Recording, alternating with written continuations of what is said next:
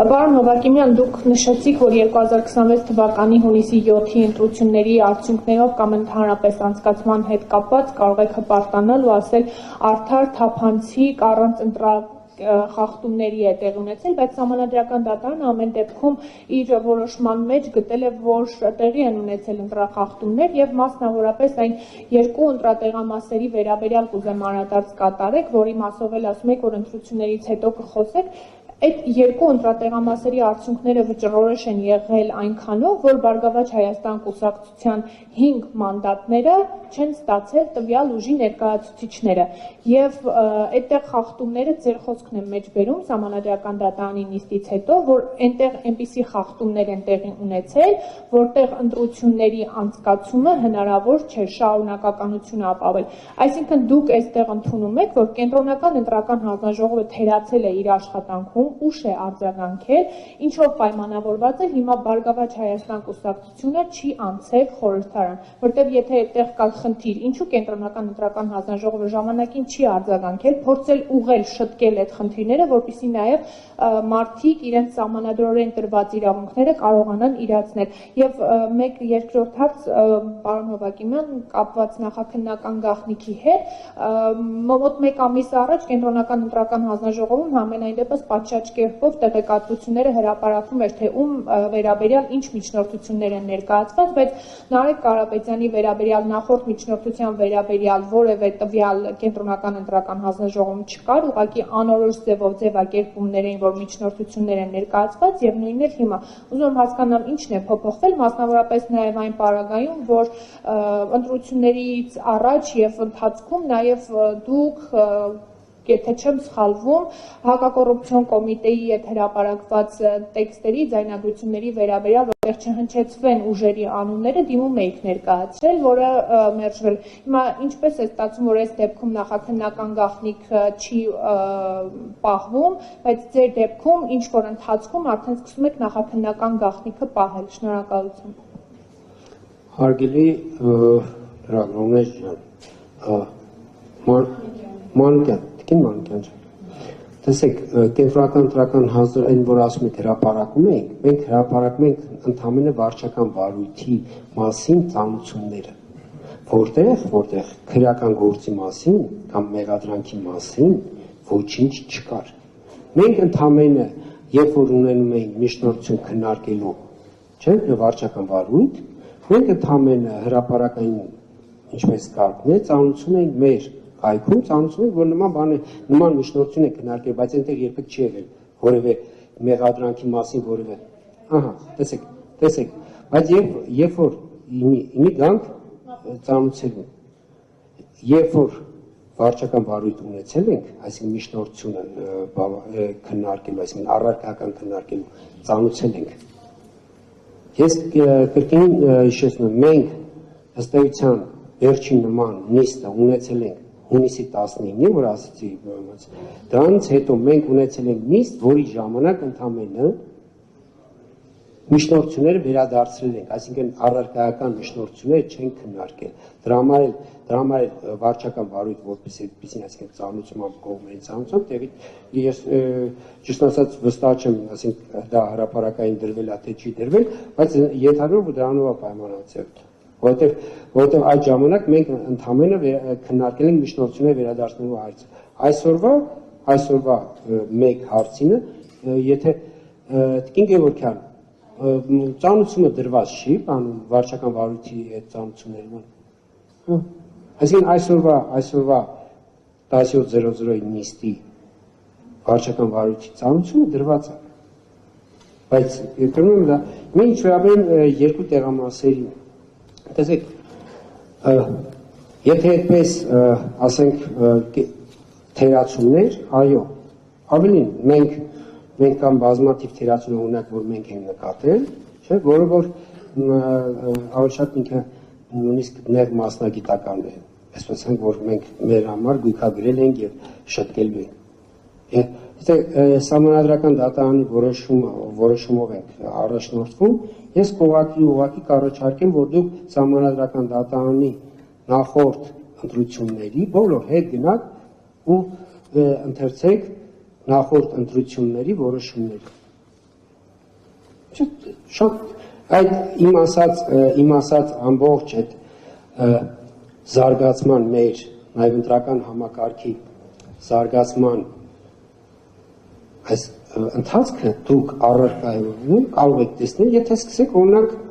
91-ին Սահմանադրական դատարանի առաջի որոշումը, որ ընտրությունների արդյունքները կայացրին, եթե չեմ սխալվում 96 թվականի նախագահական ընտրությունների վերաբերյալ եղել 96, 98, 99,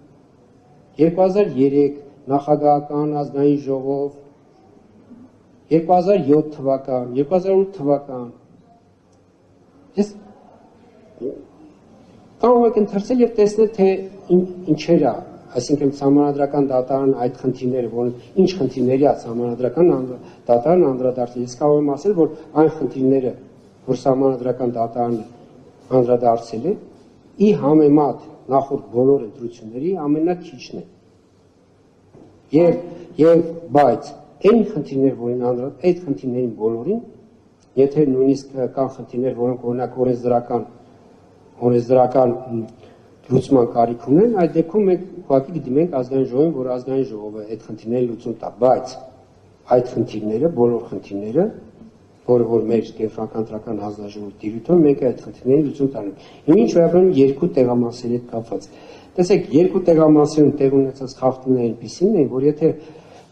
երկու չէ, 3, սկսենք նայել, 2 չէ, 3 էր։ Եթե այդ տեղամասերի քվեարկության արդյունքները հավավեր չճանաչվեին, ապա նույն ընտրությունների մասնակից քաղաքական ուժեր կարող են ընդհանուր ընտրությունների անհավերության հարց բարձրացնել։ Եվ այս է խնդիրը, որ տվյալ դեպքում մենք գործ ունենք իրավիճակի հետ, երբ որ առանձին տեղամասերում տեղ ունեցել խախտումներ, որոնք որ քվեարկության արդյունքները այլևս հնարավորություն չեն տալիս ունենալ քվեարկության օրինական արդյունքներ, եւ այս դեպքում ընտրական օրենսգիրքը դա համար այդ պատճառով ընտրական օրենսգիրքը նայում է այդ ինստիտուտը, որ առանձին տեղամասերի քվեարկության արդյունքները անվավեր ճանաչելու ինստիտուտ ունի դրա այդ նպատակով է, որ կարող է նման իրավիճակ տեղ ունենալ եւ այդ իրավիճակը տեղի ունեցել, այդ հաջորդ քայլը արդյոք պիտի վերաքվեարկություն նշանակվեր թե ոչ։ Կենտրոնական ընտրական հանձնաժողովի մոտեցումը եղել այն, որ այս դեպքում վերաքվեարկություն նշանակելու կարիք չկա, որովհետև այդ տեղամասերում տեղ ունեցած խախտումները ընդհանուր արդյունքների վրա չեն ազդել։ Ես կրկնում եմ, այստեղ մի հատ շփոթություն կա, որը որ երբ որ ասում ենք տեղամասերում տեղ ունեցած խախտումներ, դա նշանակում է, որ այդ տեղամասերում բոլոր կուսակցությունների ձայները 0 են։ Այսինքն այն խախտման ձևավորված ինչ որ թվեր, որ եղել է նախնական արդյունքներով, չէ, նախնական արդյունքները, որ եղել է, իրավական տեսանկյունից իրան գոյություն չունեն, որտեղ եթե ընդունում են, որ խախտումները տեղի են ունեցել, իսկ կարծես թե բոլորը ընդունում են, որ այդ խախտումները տեղի են ունեցել, որ կենտրոնական ընտրական հանձնաժողովը այո պիտի այդ տեղամասերի քվեարկության արդյունքները անվավեր ճանաչել։ Երբ որ այս ընդունում ենք, արդեն այդ թվերը այդտեղ բոլոր կուսակցությունների թվերը դառնում են 0։ Որևէ մեկը տվյալ դեպքում այդ տեղամասում չուներ X ձայն, որպեսզի գումարեր եւ ստանար ինչ կլիներ։ Հասկանալի է։ Տեսեք, հիմի ես ասում կենտրոնական ընտրական հանձնաժողովի մոտեցումը այն է, որ երբ որ ասենք ինչպես գնահատենք, ազդել է թե չի ազդել։ Որտեղ ազդեցությունը ընտրական օրենսգիրքի տեսանկյունից ազդեցությունը ասում է, որ մասնակիցների թիվը 75 թե 74 կարող է սխալվում եմ, այնտեղ ասում է, որ մասնակիցների թիվը գրվում է որպես անճշտություն, մնացած թվերը 0, այսինքն ինքը ազդեցությունը մասնակիցների թիվն է, որը դառնում է անճշտություն, անճշտությունը գումարվում է մանդատների բաշխմանը, հասկանում եք, հիմի որպեսզի ունենանք, պարզ թվաբանություն է, ունենք 3 տեղամասի մասնակիցների թիվ, որը ավելացել է անճշտություններին։ Հանում ենք այդ ազդեցությունը, այսինքն այդ 3 տեղամասի անճշտությունները, այսինքն ազդեցությունը հանում ենք ընդհանուր արդյունքներից։ Եվ կրկին մանդատների բաշխում ենք իրականացնում։ Իրավիճակը փոխվում է թե չի փոխվում։ Չի փոխվում, այսինքն կրկին այդ դեպքում այն ինչ ես սահմանադրական դատարանում ասել եմ, ես նորից դա եմ կրկնում, այդ դեպքում կրկին մենք ունենում ենք նույն իրավիճակ, ասենք շեմը հաղթահարել է 3 քաղաքական ուժ, եւ սա է ազդեցության գնահատականը, սա է ազդեցության գնահատականը ըստ օրենքի սա է քաղաքական ակնկալիքների կամ այլ ակնկալիքների տեսանկյունից ես այսպես որ այդ հասկանալի է մարդկանց այսպես բնական է որ տարբեր քաղաքական ուժերի օգտին քվարկած քաղաքացիների ակնկալիքը տարբեր է, բայց ես կրկնում եմ, սա այն ինչ որ ես եմ ասում, սա ընտրական օրենսգրքով է պայմանավորված, սա ընտրական օրենսգրքի լույսի ներքո խնդիրն է, թե այլ մարդիկ ինչ ակնկալիք ունեն, ես մեկ անգամ եղել է ասուլիսում ասել եմ ինձանից ակնկալիքը այն է, որ այդ ամփոփումից հետո էր, որ ես պիտի ինչ է ընտրություն կերտեի, որպեսզի Բարգավաճ Հայաստան հասներ, արգելինես մոտապես դա է ստացվում։ Այն ակնկալիքը, որ կա, դա է, որ անեիք այնպես, որպեսզի Բարգավաճ Հայաստան կուսակցությունը անցներ։ Կներեք ընտրական օրենսգիրքի կարգավորումները եւ օրենքով ինձ վրա եւ հանձնաժողովի վրա դրված պարտականությունները այլ են։